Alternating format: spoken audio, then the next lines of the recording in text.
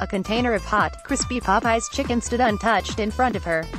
Around her were cubicles and hallways filled with white office workers. Stidhum had just purchased the chicken and was about to dig in when a question popped into her head. What will all of these white folks think when they see this black woman chomping away merrily on a fried chicken leg in a classy corporate establishment? Stidhum was so vexed that she quickly called a friend for moral guidance. They both decided she couldn't allow her desire to appease white people to shape her actions. She had to be what Stidhum calls unapologetically black. Stidhum started chomping away. There's this sense that we have to placate what white America believes is an appropriate way to be black, says Stidhum, a writer and director who wrote about her Popeyes-induced panic in a playful essay on transcending racial stereotypes. But it's not white America's right to dictate to us what is appropriate blackness. I thought about Stidhum's epiphany when I considered the remarkable highs and lows America recently experienced concerning race. Last weekend, Beyoncé obliterated a wrapped, mostly white audience at Coachella when she became the first black woman to headline the musical festival. On Monday, the black rapper Kendrick Lamar became the first hip-hop artist to win the Pulitzer Prize for his album, Damn. Around the same time came a discordant note, news that two black men had been arrested at a Philadelphia Starbucks for what many describe as waiting while black. On the surface, these moments may not seem connected. But after talking to a chorus of black poets, writers and activists, I began to wonder if all three incidents are actually glimmers of a new mood filtering into the black community. As many try to find their footing in the Trump era after 8 years of seeing President Barack Obama in the White House, some have decided they aren't going to worry so much about what white people think. They are not going to apologize for their blackness, whether it's on the Coachella stage, before the Pulitzer Committee, or even in Starbucks. They are saying it's time to be unapologetically black. Being unapologetically black means not expending energy on what white people think, say Stidhum and others. It means loving yourself and your people because some whites sure won't. It's an act of racial self-realization, as the writer Damon Young says in his essay, How to Be Unapologetically Black. It's reaching a place, Young writes, where you're both unscared to be your black-ass self and embracing of that black-ass self. It was inspired by this sense of being fed up, Stidhum says. We're trying to assimilate into a culture that does not welcome us. Being unapologetically black is a relatively new term, but it has a long history. Here's how Beyoncé, Lamar and two black men waiting in Starbucks gave it new meaning. Sly Stone, the legendary black musician from the 1960s, once wrote a hit for Sly and the Family Stone with the refrain, "Thank you for letting me be myself." It was a fun song for people to sing, harder, though, for many blacks to live. For much of their history in America, black people have struggled under what some call the white gaze, looking at the world through the eyes of anxious and racist white people. George Yancey, a philosophy professor at Duquesne University in Pittsburgh, described this experience in a 2013 New York Times essay. Said black people have to move through social spaces in ways that put white people at ease, and that at one time, it was deemed disrespectful for a black person to violate the white gaze by looking directly into the eyes of someone white. Living under the white gaze can be exhausting, always worrying about what they may think, what they may do, how they may react if your subjects and verbs don't agree, or if they catch you eating fried chicken. Part of what was so thrilling about Beyoncé's and Lamar's achievements is that they seemed indifferent to the white gaze. They weren't arrested, killed or fired from their jobs. They were applauded. Consider the gushing tributes to Beyoncé's performance from many white critics such as John Caramanica of the New York Times. Though she was the first black woman to headline the largely white music festival in California, she didn't adjust her performance to the white gaze. It was drenched in black culture. There were references to the black marching bands and Greek step shows that are part of historically black college culture, and vocal snippets from Malcolm X and black singer Nina Simone. Beyoncé also performed part of Lift Every Voice and Sing, known as the Black National Anthem. And critics such as Caramanica and the mostly white audience at Coachella loved it. Caramanica called it the most radical performance by an American musician this year, or any year soon, and said Beyoncé obliterated the laid-back vibe of Coachella. Lamar's triumph took place on another stage, the announcement by the committee that awards the Pulitzer Prize. He obliterated the stereotype that hip-hop is just a bunch of thugs grabbing their genitals while mumbling nonsensical lyrics. He showed through his dazzling wordplay that hip-hop is art. And he did it by never toning down his blackness, in his appearance, lyrics or sensibility, says Rashad Allison, music critic for the Virginian Pilot and author of Soul Serenade. Lamar looks like the type of person that if some people saw him walking down the street, they would fear him, Allison says.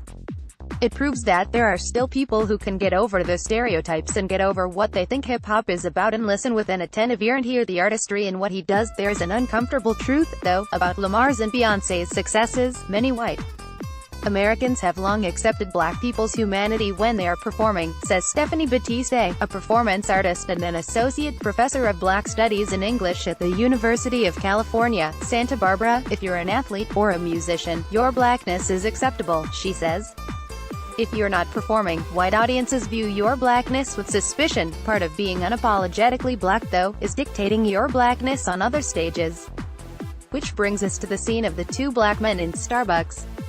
It, too, was a piece of performance art with its own message. Perhaps one of the reasons the video of their arrest went viral is that they were literally doing nothing. They were just being black in Starbucks. The incredulous look on the men's faces and their quiet refusal to leave underscored the despair that some blacks now feel. We are never safe anywhere, even if it's holding a cell phone in our grandmother's backyard, as one black man in Sacramento, California, tragically discovered. Renee Graham, a Boston Globe columnist, captured this despair when she wrote, "To be black is to always be in the wrong place at the wrong time because, in America, there is never a right place for black people. And that includes the White House." Even though Obama was elected twice and left office with high approval ratings, some black Americans are still stung by the way he and his family were treated when he was president, the racist caricatures, the treatment by some white politicians, the birther conspiracy that took flight. Blacks saw Obama as a man who came across as unthreatening but was still treated as if he was, says Stidhum, the writer and director. He was the respectable Negro. He was biracial. I wasn't dark-skinned, spoke the King's English, was smart, married and the head of a nuclear family, Stidhum says.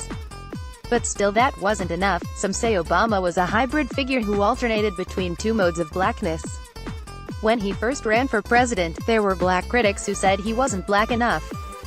He was also criticized for backpedaling after accusing police of acting stupidly when they arrested a famous black scholar in his home for suspected burglary.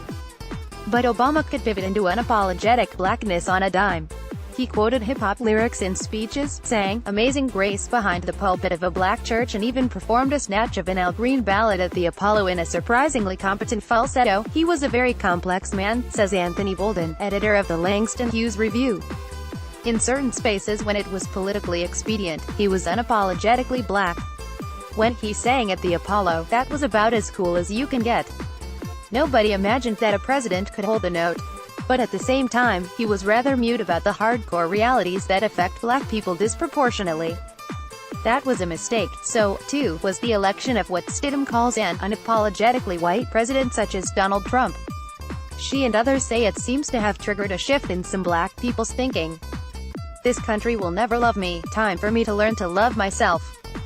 That, too, is part of being unapologetically black, some say.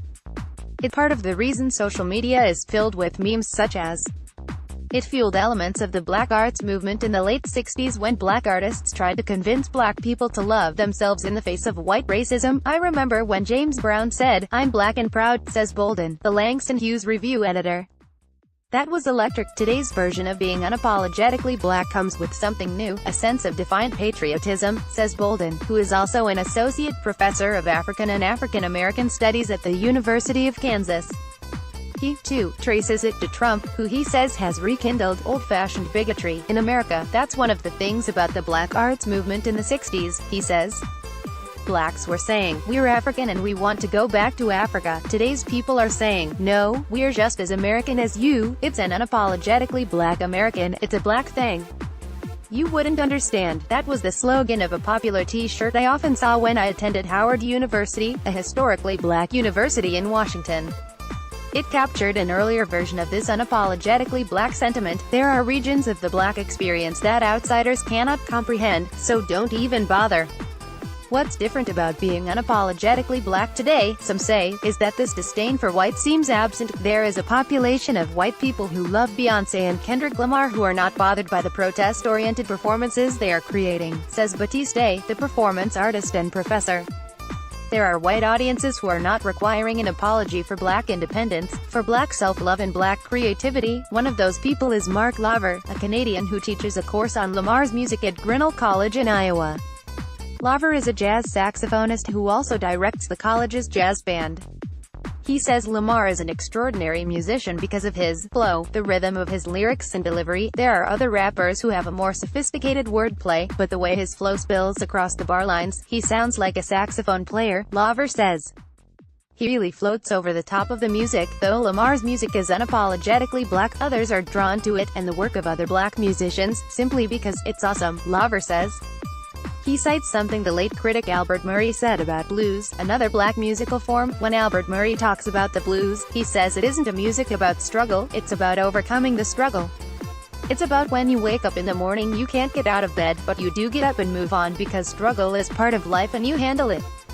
There's something universal about that, even as it's important to acknowledge that it's coming from some really powerful black voices. It's relatable. Black artists tend to thrive when there's political and social turmoil. Black people look for them to articulate a vision of what hasn't occurred yet and inspire them to reach for that vision, says Bolden, the University of Kansas professor. Now it's hip to be an intellectual, to be an artist, he says. Anytime people are engaged in struggle, it's always cool to be a thinking person, and now it's hip to be unapologetically black, whether it's on stage, in Starbucks, or even while eating fried chicken in the office. Expect more unapologetically black moments to come.